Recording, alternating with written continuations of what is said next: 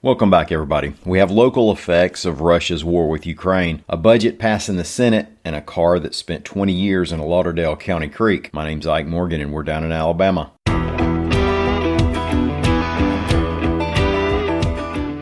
Effects of Russia's invasion of Ukraine were felt immediately in Alabama and beyond general ripple effects such as local gas prices. In the lurch right now are orphan and adoption organizations such as Bridges of Faith in Chilton County, reports AL.com's William Thornton. Now, for the past couple decades, Bridges of Faith has brought Ukrainian kids to the U.S., and had them spend time with American families, and it's led to more than 200 adoptions. Right now, the organization has been working with 7 families to try to bring orphans here for adoption. Founder Tom Benz talked about the emotional experience families go through during the process. Quote, "Families will start out by saying they're adopting a child from Ukraine. At some point, that changes to, I'm scratching and clawing to get that child to safety here. For the families now, multiply that feeling by 1,000, and you have some idea what people are going through." Now, you probably saw images of traffic jams around Kiev or maybe other cities as people fled parts of Ukraine after the attacks began. Among the Americans who found themselves trying to get out of the country was a pulpit minister from the Winfield, Alabama Church of Christ, reports AL.com's Greg Garrison. Elder Mark Posey has been making mission trips to Ukraine for 3 decades. According to his church, he's been over there for about a month now and had a flight out on February 23rd that was canceled. So he's taken a van 12 hours into Poland, and Lord willing, he'll be on a plane that lands in the U.S. today. One member of the church staff said he's been in contact with his wife, and it sounds like his church is more worried about it than he is. Now, hopefully it's the same thing for any of your connections over in Ukraine. Now, over on our website, several reporters have done stories related to the war that have Alabama connections, and we'll continue to do our best on that front. Check it all out on AL.com.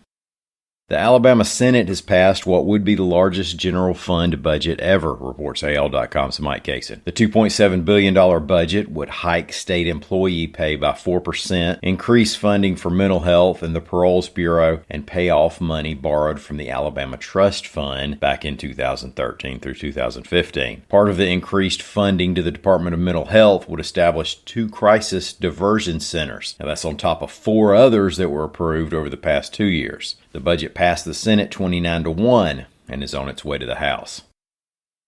This past Sunday, some YouTubers called Chaos Divers joined up with law enforcement in Florence, Alabama to pull a 2002 Toyota Echo with Canadian plates out of Second Creek. Note that this is the Second Creek in Lauderdale County off the Tennessee River, not the Second Creek in Mobile County. In Alabama, we have a lot of First Baptist and Second Creeks. Well, AL.com's Howard Koplowitz reports that Chaos Divers were working on a cold case of a man who went missing while fishing along the Alabama-Tennessee state line, but they came across the unrelated car in the creek. They pulled the car out, videoed it, and of course put it on YouTube, where it was watched by a Canadian woman who had been down here for business 20 years ago when her car was stolen. Law enforcement investigators will try to piece together some details about maybe where the car was stolen, although Lauderdale County Sheriff's Office Lieutenant Joe Hamilton said they're beyond the statute of limitations to make any arrests. So if back in your ne'er-do-well days you stole a Canadian's car and drove it into one of our Second Creeks, rest easy. Shame on you, though.